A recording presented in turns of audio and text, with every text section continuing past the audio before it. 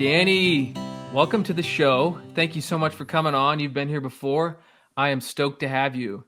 Oh, thanks for having me, man. It's always a joy and a good time whenever you and I get to hang out. So, yeah, it's gonna be fun. Awesome. Well, you went on a couple of awesome trips recently, and I would love to talk about that. But first and foremost, how you doing, man? I'm doing good. Yeah, I mean, it feels, like this last 2 years has just been like a pause on what you and I love to do best, which is travel. And so, as some restrictions and borders are opening, it's just nice to get back into it, get on an airplane, and go somewhere. Because I mean, that's the fire that burns in us to just go. So it's been nice to hit the road, hit the skies, and get back out there. So Sweet. yeah, I've had a couple of really awesome trips recently and just excited to be doing it again. Cool, man. Well, tell us where you went. Tell us what about your trip. And I'm excited. You told me some really cool stories on the phone. And so, yeah, just feel free to unpack whatever you want to. But let's start with your first trip. Yeah, to Botswana. So we were there end of September, beginning of October, and we got to go into an area in western Botswana, right on the border of Namibia, to work amongst the Basarwa people, who are, kind of like an indigenous people right there in Botswana. They've been marginalized. They've had a lot of their land taken from them. They're in what essentially is like reserves, kind of communities. So very remote, very difficult to get to, and a crazy amount of them have just never heard the gospel before. There's not a lot of ministries that go to them. They haven't had missionaries visit in like many in their lifetime.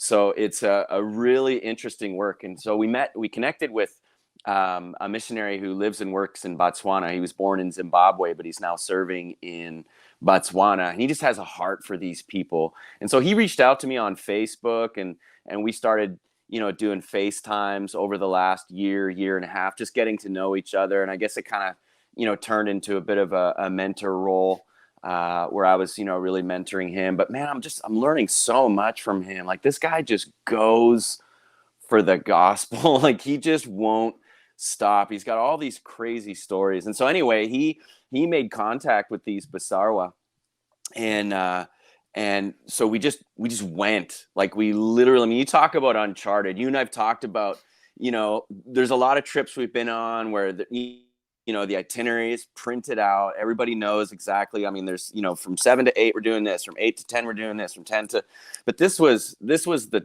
like, it encapsulated the whole spirit of Uncharted, in that we had no plan.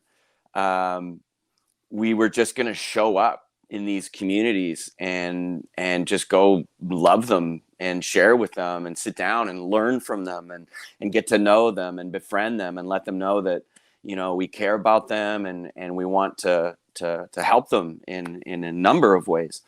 And so one of the cool things that happened right out of the gate, and this just reminds me that whenever you step out on mission, like whether it's going across the street or reaching out to a coworker in the next cubicle or someone at Walmart, or you're going across the world into a community like in Botswana, like we were, like God goes ahead of you. Like, he really goes ahead of you, and he's Totally. with you as you're going. And so, like, a number of crazy things happen, but right out of the gate, day one, our translators that we had hired, their car broke down and they got a flat tire, and it took a long time to replace it. So they didn't show up for the first day that we were supposed to go out and make contact with the Basarwa.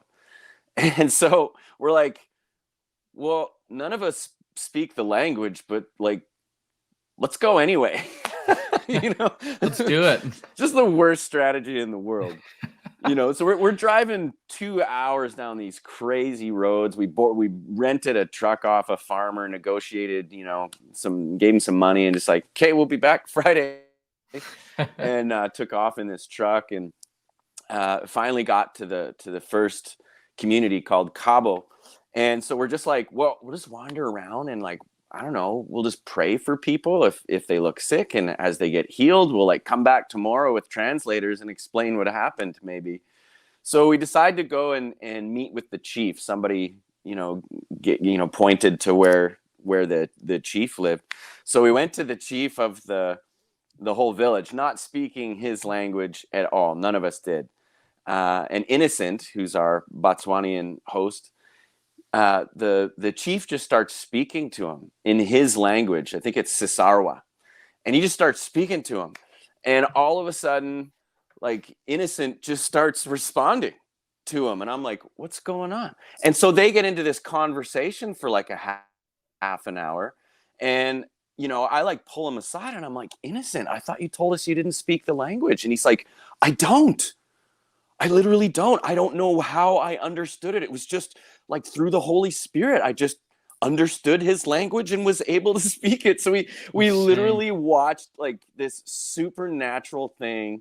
I've heard of it. I've read about it. I've heard stories about it from other missionaries, but I've never seen it. And so that was just like super cool on day one to see Dude, this. that's insane. I know it was. So was he translating then for you? Did he become kind of a translator in a way? Or were you like, dude, tell him this? Or because you said Yeah, it's he like a did. Yeah. 30. That's insane, man. Yeah, he just wound up understanding the language super. If I wasn't there, I wouldn't have believed it. But I mean, Yeah. of course, God can do that, and you read about it in the Book of Acts. You read about those tongues that came down, and all of a sudden people are speaking in languages they didn't know, and people are Yeah. hearing the gospel in their own language. So we got to share with this chief. He gave us his full blessing to just go throughout the community and just get to know people. Like, he just made us very welcome. And so we were like, okay, awesome. Like, that was just crazy. So we go back that night and we're just like, this is insane. Like, honestly, if I hadn't seen it myself, I wouldn't, I'd have a hard That's time believing insane, it. man. And Dude, so, that's wild. yeah, yeah, it was like, if you just show up, like, God will do stuff. You know what I mean? Like, we weren't expecting that. We didn't even pray about that. We just thought, Right. well, let's just go anyway and make some friends, let our presence be known, see what they're like, go learn, see their homes and what the community is like. And man, it was awesome. And then, so one of the things that we're really looking at as we commit to long-term working amongst them is, like, they're so incredibly remote. You can get to a few outlying villages, but the majority of the Basarwa are spread out in totally, like, no roads. You'd have to helicopter in or get these, like, really specialized heavy duty, trucks with, like, snorkels and I winches can and just so see jacks. you coming in on a helicopter, dude. Just I would love it. just oh my gosh, man. That's awesome. So What's back up? to Turn to Romans 8. Yeah, so so we looked at renting for our next trip, which is happening next year. We were looking okay. at renting these, like, really intense heavy duty trucks like you'd need. They're thousands of dollars, and you have to have a guide because this is, like, extreme. You don't just hop on out there with no experience. I mean, there's elephants, there's hyenas, there's lions, there's spiders, there's all kinds of things. You get stuck, you get Sure. lost. There's all kinds of crazy. So we're looking at renting these trucks and what it would take to, like, put together a caravan where we can take teams and take other Basarwa who are believers and go share the gospel with their people. And so we're looking at this, and it's like $25,000, like, just crazy prices for these trucks. And so we're like, ooh, but man, like, you need them. Like, if you're gonna go, that's what you'll need. You can't Sure. just get to them any other way. So anyway, we come back that night after having this crazy time with the chief there. We come back and there's these three couples at the little kind of village thing we were staying in, about 2-hour drive away from the Basarwa. And they're like, what are you guys doing here? Like, we heard you this morning, borrowing a truck. Like, what do you need the truck for? And I'm like, well, we're doing outreach amongst the Basarwa. And they're like, oh, wow, we just ran into a bunch of them doing the camping that we do. And you're like, all those specialized trucks out there, those are ours. We own them. And they're like, man, so you guys are doing mission work? And they're believers. And they're like, well, we're not missionaries, but we have these trucks. And I'm like, well, we're missionaries, but we don't have the trucks. And they're like, we'll take you free of charge. Anytime you want to Dude. go, let us know. So we just like made these teammates. They put us up for the weekend. They put on a huge barbecue for us. They're like crying at the airport that God has given them this answer to prayer that they've been praying. Like, God, use us. We don't know why we have all this equipment, but use us. And so, yeah, we're connecting with them next week and planning out our dates for our next trip. But we get to stay in these tents on top of trucks, and cattle So prod some sick. hyenas away and all kinds of stuff. But Dude, I yeah, love God it. is moving there. I love it, dude. What I really like about this is, well, two things. One, I've been on so many trips where the wheels fall off completely. Yeah. This is our plan. This is what we're going to do. And then you get there and everything completely just falls apart. It's like, oh, lovely. Well, I'm glad we spent our time, Yeah. to come all the way across the world, and we have no plan. And that's happened. I feel like that happens on every trip almost in a way, and things never go according Yeah. to plan. But the cool thing about that is that leaves so much room for God to show up. Like God has a completely different plan. We go in, we're going to go tell him this, we're going to do that, we're going to go through storing. No. Yeah. God has a completely different plan. And Yeah. I mean, dude, it's not a mission trip until the wheels fall off. It's like Now it's okay, official. Yeah. okay, now God, all right, we clearly don't know what we're doing. We thought we did, but Yeah. please help us out here. So I want to also ask you this. You and I definitely have we're a kindred spirit in this. What is it that why adventure missions? Why I'm for the listener right now, if they're going, dude, I want to get out of my comfort zone, go share the gospel in different places. What is it that you would say to them, and what's appealing to you, in this? Why is it Yeah. something that you feel drawn to? It's two things. The first one is really just my heart that I feel, having, in my relationship with God, like the way he saved me and pulled me out of such incredible darkness, at 17 years old. Just the power of the good news of the gospel to me is just like this is what I live and breathe and will die for, is to serve Christ by making him known amongst people that haven't heard. And generally, on our planet, a lot of people that are unreached, that have never heard the gospel, they're in these really hard to get to remote places. Not all of them. I mean, the nations are coming to us now with all the immigration and everything that's happening from other countries. It's a phenomenal opportunity, but there are still many, like the Basarwa that are incredibly remote. Nobody's going to them. Or the Shipibo in the Amazon, incredibly remote. Nobody goes to them. Or even our northern communities here in Canada amongst Indigenous people, not a lot of people are going. Some are, but so my heartbeat is always that first thing. I want everyone to hear the gospel. And secondly, like, I get a thrill out of the adventure of what it takes to sometimes get to these places, like whether it's, hours and hours and hours of boats and hiking and staying in tents and being outdoors, and just the thrill of that feeling of knowing, like, if we don't do this, no one else will. And so Right. I love the adventure part, as much as I love the mission part, because they're both just, how I want to live my life. I love experiencing it, and I love being someone who goes to these places and brings Yeah. people along.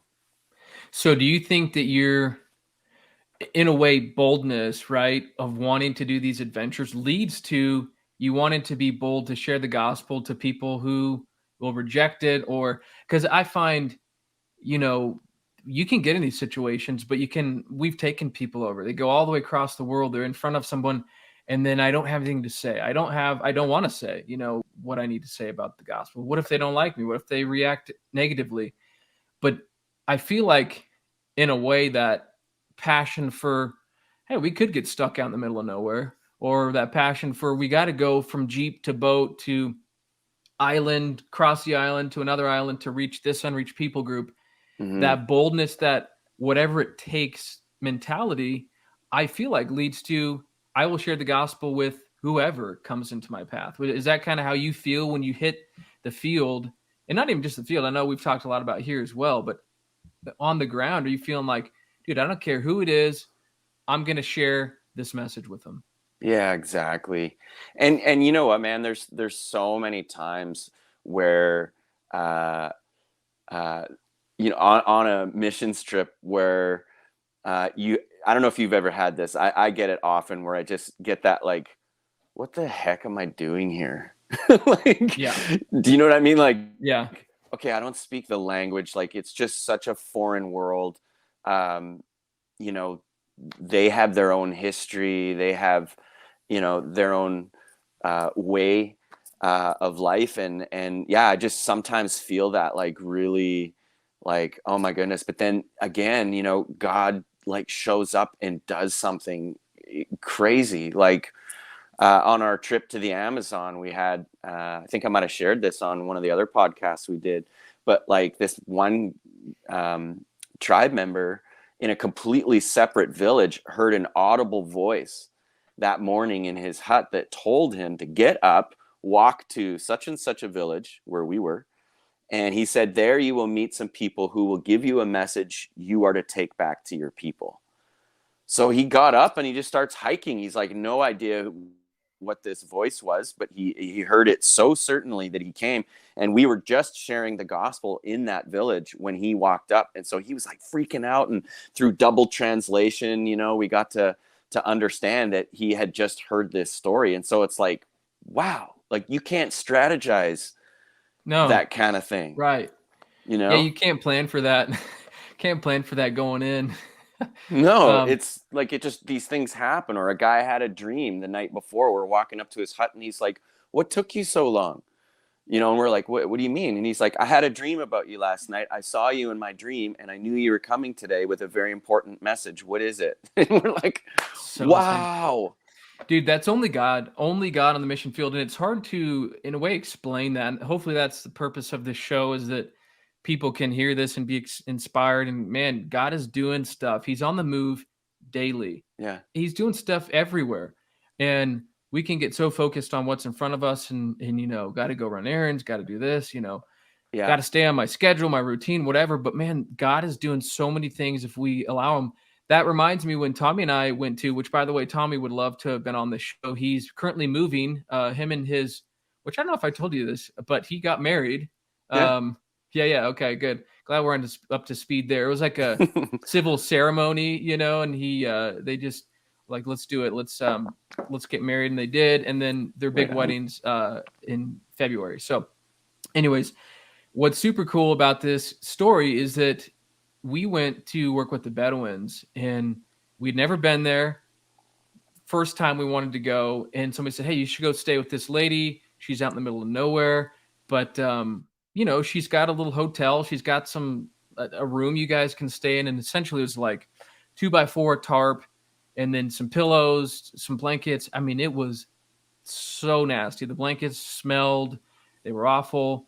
Mm, But we loved it. I was like, oh, this is so cool. So we're yeah. there, and then all of a sudden our host, Maj Deline, comes out, and she's just going, she speaks English, Hebrew, gibberish, kind of all rolled into one sentence. It's just, she's all over the place, super animated. It's like, man, and we don't have a translator. So I was like, how are we going to communicate with her? Yeah. And we're like drawing stuff in the sand and all that. Nothing's really getting through. And then, so we had a team of about 20, 25 with us, and we're all, of course, talking, and it's loud in the tent, and we're in the middle of nowhere with the Bedouins. It's like this surreal experience. And then all of a sudden she goes, I've seen you. And she points to me, and then she points to my brother, and like the buzz in the apartment, or not the apartment, the tent kind of calms down. We're like, that's weird. She kind of like, we were able to understand her a little bit. And she just said, "You were in my dream last night." And I was like, Wow. "What? No, no, we've never been here. This is our first time coming out here. We've never been here." She said, "No, no, you were in my dream last night, and I was told that you had a message to bring me." And at this point, Wow. the whole team is just, what's going on? I was like, I don't know what that message is, and I had no idea. No, I'm kidding. We shared the gospel with her, and it was awesome, But God is on the move, and He's doing those things all around the world. And so, hopefully, we can do more of these stories, more of these episodes, Danny, because I know you and I can go back and forth all day long. Yeah. Yeah. Yeah, man. Honestly, it really is just about showing up. I really feel like 90% of missions is just show up. The other 10% is just find out what God is doing and get behind it. Just run with it, follow along. Not every trip or every experience or every day has all those kinds of stories, but pretty much I feel like every trip has something where God just shows up and breaks through and gets you to the next level. So it's exciting, and I'm just thankful to be a part of it and thankful to run with people like you. Heck yeah, man. I love it. Well, you went on a second trip as well. And I'd love to hear about that too. And can you tell us it was in northern Canada? Is that correct? Yeah, so we have a very large indigenous population here in Canada who have been really marginalized by the government and the church throughout the history of Canada. And so there's a lot of pain, a lot of addiction, a lot of brokenness. And right now it's a very major focus of politics, and a lot of people are standing up for them right now as we discover a lot of mass unmarked graves that come from residential schools where they were ripped away from their families as children and forced into, these schools where many of them were abused sexually, physically. They were mistreated, malnourished, and many of them died and were missing and were never returned to their families.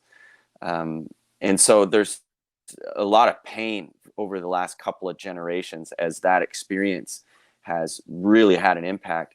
And so right now, currently in one of the northern communities, it's one of the most northern communities in Canada, or in Manitoba, the province where I live, that you can actually drive to. After that, it's trains and planes. So really remote. Was contacted by a youth leader up there who told us that the community is in a current state of emergency because of the high suicide rate amongst the youth. They've had like 20 some odd suicides in the last 12, 13 months, something like that. And so she said, like, can you come? Nobody comes. We need help. So 12 of us packed up in a little motorhome and a couple of a truck and an SUV, and we rolled into the community, about 13 hours drive north through some snow and ice, and we just went up there to just spend time with them, to let them know that we see them, we care about them, we hear their cry, and we just wanted to come and encourage them. So it was a really phenomenal trip, man. They threw open their arms to us. They invited us to Bible studies. They invited us to bingo. They invited us to puzzle nights, to volleyball, to the schools, to a moose cook, to all kinds of things. Like, we were just invited to everything. So it It's was awesome. really great to just spend time with them. Yeah. That's so cool, man. So going back to kind of what we've been talking about, and really some of the stuff that I thought was really cool in that last segment was some of the supernatural, the miracles that we see happen. Um, what is that? I'd love to talk a little bit more about that, but what does that do to people on your team? What does it do to the people you're witnessing to when those things do happen? Because they do happen, not every time. It's like you're going to go out and every single time something crazy is going to happen, but the majority of the time Yeah. it does. The majority of the time Yeah. it does. So what do you think? What do you think that's sharing with people on the team and the people you're witnessing to? Well, man, we definitely prepare our team members on how to pray for the sick and see them get healed, because it just seems that the gospel and healing are just married. It's the way Jesus did it. He'd walk into a village, heal all their sick. It's the way the early church, the disciples did it. Paul did it, and 2,000 years of church and missions history, we're learning that, man, God is the same yesterday, today, and forever. So when we go into villages, like often one of the first things we'll say is anyone here sick or need a miracle or have any pain? And they'll just bring them. And so when they see that God is for them and loves them and wants to heal them, and that, the witch doctors and whatever else that they've tried doesn't work, and they see that the name of Jesus works, like it's incredible to watch this shift. It really is amazing in not only the people that we're reaching, but also for a lot of teammates that have, decided to come and signed up. They're like, I've never done anything like this. And they're nervous. And it's so fun to like model this for them. Say, well, come with me, come help me pray for this person. And so we're both laying hands, and they'll watch me do it a couple times. And then after there's another third or fourth person, I usually say, okay, now you pray now. Because there's nothing special about me. It's just Jesus doing it through me. And it's the same Jesus in you, the same Jesus in me. So, you Right. do it. And to watch them pray for someone and see an actual healing, whether it's an ear opening or eyes opening or pain leaving a body or leprosy, whatever it is, it's incredible to watch people really get that God can use them too in that way. It's So cool to good. watch their faith grow. So, what would you say to someone that may not be super confident? Like confident, I want to go, but what would be good? I mean, I don't have anything to benefit. I don't know my scriptures super well. I don't go to church regularly, but I would love to go and help. I'd love to go tell people. But Oh what would you man, tell those people? I would take an entire team of people who feel nervous and inexperienced over someone who feels like, they got all the answers and they've done this before. You know what Totally. I mean? Like, Yeah. I've just seen so many. Like my friend Kurt, the furthest he'd ever traveled was about 50 miles from his house. Like he'd never been on an airplane before.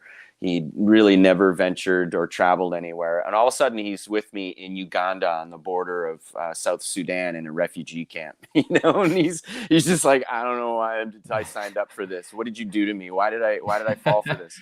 But he's just a quiet, gentle, he's a welder by trade and a farmer. He's never even taught Sunday school. He's just like as green as you could possibly imagine, right? Yeah. And here he is on this trip, and they just loved him.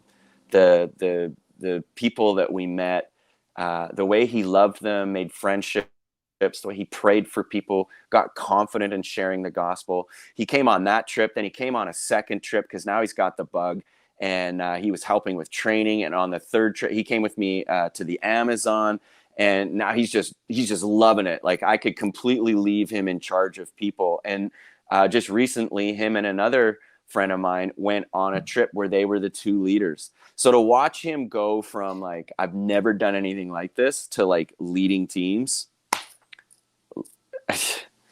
God does it, man. Just Totally. show up. Yeah, Yep. just show up and just be willing to learn, be willing to step out.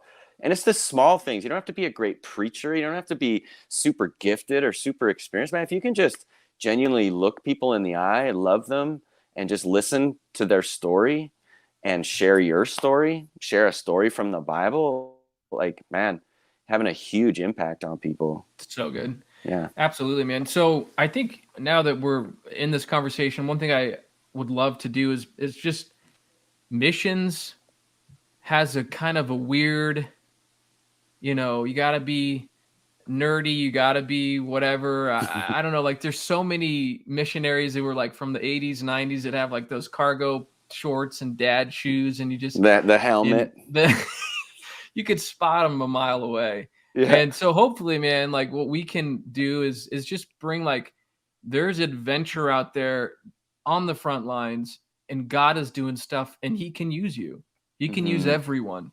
And so I hope that that's something that can translate in this episode, because God is on the move and He's doing stuff all around the world. And it's just, I want to be a part of it, and I hope other people do too. So, um, is there anything else you want to say about that trip up north, Danny? Before we sign off here? Yeah, man, I'm just so thankful. One of the big things, two of the things I've really learned recently is one is, um, I've done it in the past a lot of one-off trips, but I'm really seeing the value of committing to a region and a people. So we're working on about 4 or 5 of those where we'll be in a continual rotation. So that's just something I'm really learning. And the second thing is, to really trust God to show up rather than saying, God bless us as we go. It's like, okay, God, what are you doing and how can we get behind that? So just really learning to take a back seat and let God really show us once we're there why he brought us there, and wait for him to show up. Jesus said, I can only do what I see my Father doing. And I think I'm learning that more and more, becoming much more confident that God is going to make it obvious. So I'm So just good. excited to keep going and to keep on, going into newer communities and bringing people with, and just being a blessing for as long as I can, to as many as I can while I live. Heck yeah, man. I love it. Well, we get the privilege to travel together. And when we do, um, I cherish those moments. We have so much fun whenever you and I get to go to places. And Hmm. um, if you guys are listening to this episode and want to go with us, you want to hop on a trip, Danny, Tommy, and I are going to be doing trips together next year. So Hmm. if you want to hop on a trip, you want to know more, just go to our website, unchartedadventures.co. You can do /trips, or you can even go to our podcast section and just write in, hey, I listened to the episode. I would love to join on a trip. Danny sounds really cool. I'd love to go with him. Is there one that Josh is not on? Because I want to do one just with him. No, I'm kidding. But Danny is the man, and we have so much fun when we are out there together. So if you guys want to hop on a trip with us, shoot us a message, and we'll talk to you there. But Danny, love you, man. Thanks so much for coming on the show, and let's do it again. Yeah, thanks for having me, man. God bless you. Let's All get right, out man. there. Talk to you soon. You bet. Be sure to check out the full episode wherever you get your podcasts.